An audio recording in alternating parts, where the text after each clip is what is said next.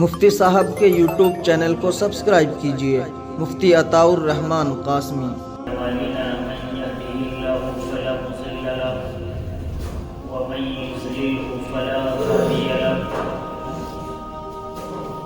قال الله تبارك وتعالى في القرآن المجيد والفرقان الحميد يوم لا تنفع مال ولا بنون إلا من أتى الله بقلب سليم۔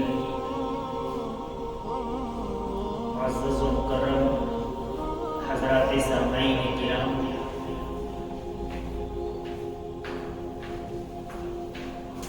اللہ تبارک و تعالی نے جیسا کہ گزشتہ ہفتے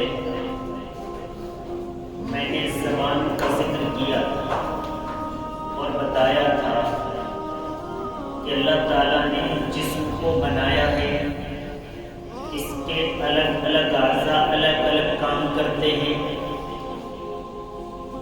گناہوں کی تقسیم بھی اعضاء پر کی گئی ہے، آنکھ کا گناہ الگ ہے، کان کا الگ ہے، ہاتھ کا الگ ہے، پیر کا الگ ہے، زبان کا الگ ہے، تمام چیزوں کے الگ ہے۔ ان تمام اعضاء کے اندر سردار کی حیثیت وہ دل رکھتا ہے۔ اگر کسی شخص کا قلب دل صحیح ہو تو اس کا پورا جسم جثہ، اس کے جسم سے ادا ہونے والے تمام اعمال وہ سب درست ہو جاتے ہیں۔ وہ تمام اعمال درست ہو جاتے ہیں۔ اور اگر کسی شخص کا قلب یعنی دل ہی بیکار ہو چکا، اس کے دل کے اندر ہی تمام طریقے کے خرافات داخل ہو چکے ہوں، تو پھر اس کے جسم کے دیگر اعضاء سے فضول اور بیکار چیزیں ہی نکل کر سامنے آتی ہیں۔ اسی لیے اللہ تبارک و تعالیٰ نے قرآن کریم کے اندر ارشاد فرمایا کہ وہ دن یعنی قیامت کا دن ایسا ہوگا کہ جس دن نہ تو آپ کا مال کام آئے گا، نہ آپ کی اولاد کام آئے گی، بلکہ اگر کوئی چیز کام آئے گی تو وہ آپ کا صحیح سالم دل کام آئے گا۔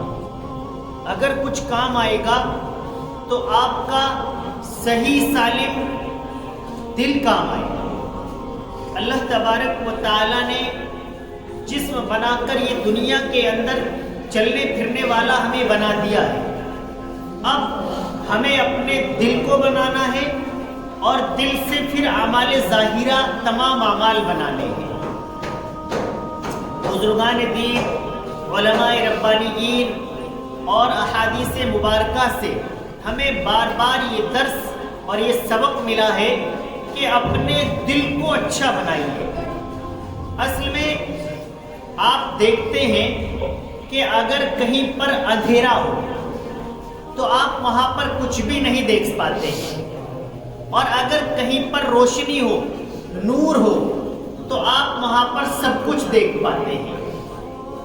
تو اگر دل گناہوں کی وجہ سے، کمیوں کی وجہ سے، خامیوں کی وجہ سے ہمارا بالکل سیاہ ہو جاتا ہے، وہاں بالکل اندھیرا بن جاتا ہے، تو پھر صحیح چیزیں، صحیح کام، ان کا دیکھنا، ان پر عمل کرنا مشکل ہو جاتا ہے۔ اور اگر ہمارا دل گناہوں سے پاک ہو، سیاہیوں سے صاف ہو، تو پھر اعمال صالحہ کرنا بہت زیادہ آسان ہو جاتا ہے۔ دل کو بنانے کے لیے اچھائیوں کا کرنا ضروری ہے، اچھائیوں کو کرنے کے لیے دل کا بنانا ضروری ہے۔ یہ دونوں ایک دوسرے سے جڑے ہوئے ہیں، ان کا آپس میں قریبی تعلق ہے۔ جب قلب یعنی دل سنور جاتا ہے، جب دل بن جاتا ہے، پھر دل کے اندر اللہ تبارک و تعالیٰ کی جانب سے اچھائیاں پیدا ہو جاتی ہیں۔ جب انسان کوئی گناہ کرتا ہے تو دل پر ایک سیاہ نقطہ لگ جاتا ہے، دوسرا گناہ کرتا دوسرا نقطہ لگ جاتا ہے، تیسرا گناہ کرتا ہے، تیسرا نقطہ لگ جاتا ہے. اسی طریقے پر دل ایک طریقے پر سیاہ ہوتا چلا جاتا ہے. اسی وجہ سے پھر اعمال اچھے ہونے کم ہو جاتے ہیں اور برے ہونے ان کی زیادتی ہو جاتی ہے. حضرت حضور پرنور نبی کریم صلی اللہ علیہ وسلم نے تمام صحابہ کرام رضوان اللہ عنہم اجمعین کی موجودگی میں ایک سائل کے آنے پر، ایک مانگنے والے فقیر غریب آدمی کی آمد پر پہلے اپنے گھر دکھوایا کہ کچھ کھانے پینے کی چیزیں ہیں یا نہیں. پھر اس کے بعد صحابہ کرام سے فرمایا کہ آپ میں سے کسی کے یہاں اس کی مہمان نوازی کا نظم ہو تو کرا دیں. ایک صحابی رضی اللہ تعالیٰ کھڑے ہوئے اور انہیں اپنے گھر لے کر چلے گئے. اپنی اہلیہ سے معلوم کیا کہ گھر میں کچھ کھانے وانے کا نظام ہے، تو انہوں نے بتایا کہ صرف مختصر تھوڑا سا نظام ہے اور وہ بھی بچوں کے لیے ہے. بچے رو رہے ہیں، بلبلا رہے ہیں. اب ان کا دل بن چکا تھا. پھر انہوں نے کہا کہ مجھے خود بھوکا رہنا منظور، آپ کو بھوکا رکھنا منظور، بچوں کو بھوکا رکھنا منظور، لیکن نبی کریم صلی اللہ علیہ وسلم کے مہمان کو میں بھوکا رکھوں یہ منظور نہیں ہو سکتا.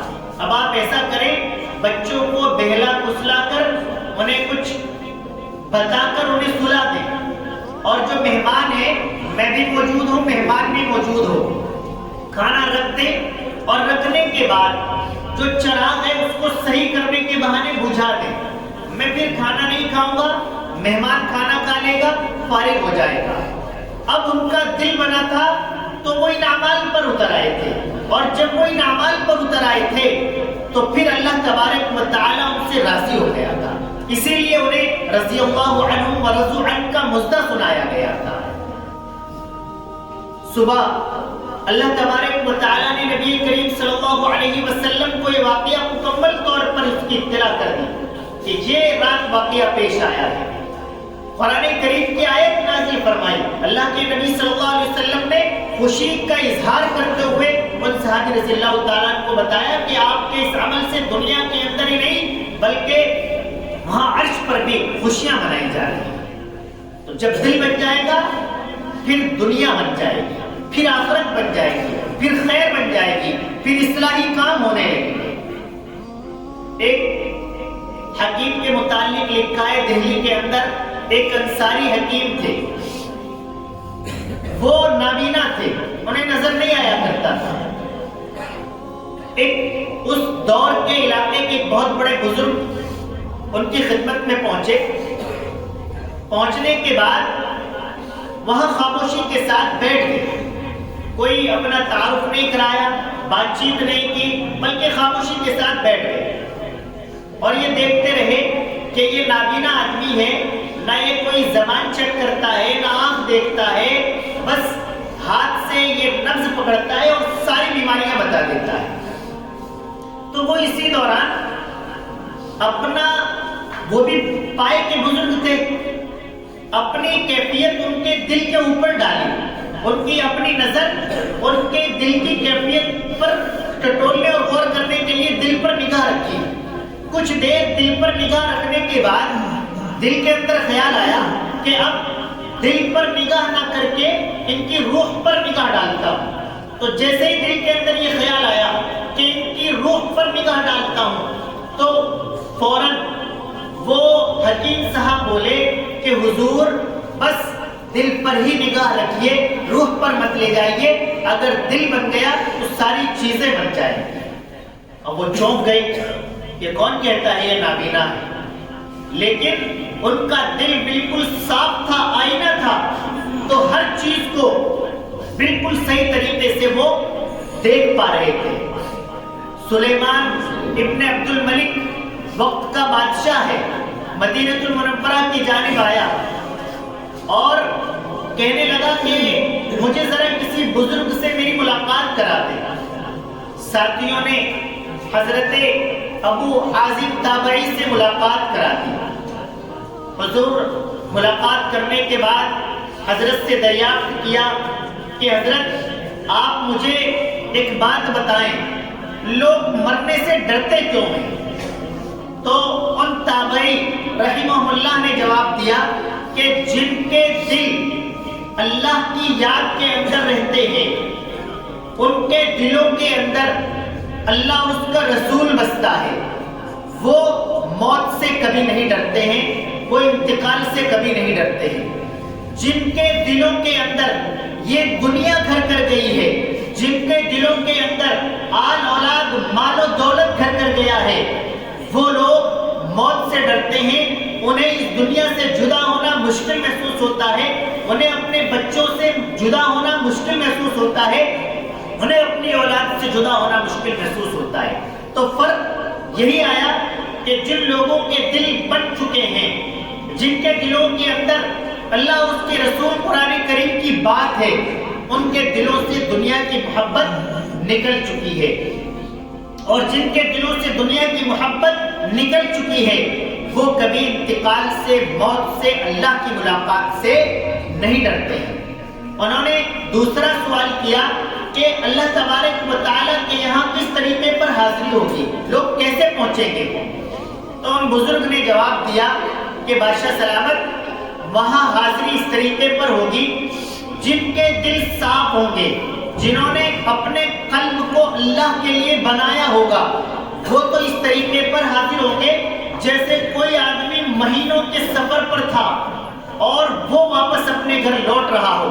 تو جب آدمی مہینوں کے سفر سے آتا ہے وہ اتنا خوش ہوتا ہے، بہت زیادہ خوش ہوتا ہے کہ آج میں اماں سے بھی ملوں گا، ابو سے بھی ملوں گا، بچوں سے بھی ملوں گا، بیوی سے بھی ملوں گا، محلے والوں سے بھی ملوں گا۔ اسے گلیاں اپنی بہت پیاری لگتی ہیں، تو وہ بہت خوشی کے ساتھ اس دن آ کر ملاقات کرتا ہے۔ تو جن کے دل صاف ہوں گے وہ اس طریقے پر وہاں پر حاضر ہوں گے، اور جن کے دل صاف نہیں ہوں گے ان کے بارے میں لکھا ہے کہ وہ ایسے اللہ کے سامنے حاضر ہوں گے جیسے کسی بہت بڑے گنہگار اور مجرم کو عدالت کے سامنے لایا جا رہا ہو، ایسے وہ وہاں پر حاضر ہوں گے، کیونکہ ان کے دل دنیا کے اندر صاف نہیں تھے۔ انہوں نے اپنے دل کے اندر دنیا کو بسایا ہوا تھا اور گناہوں پر انہوں نے اپنے آپ کو پورے طور پر لگایا ہوا تھا۔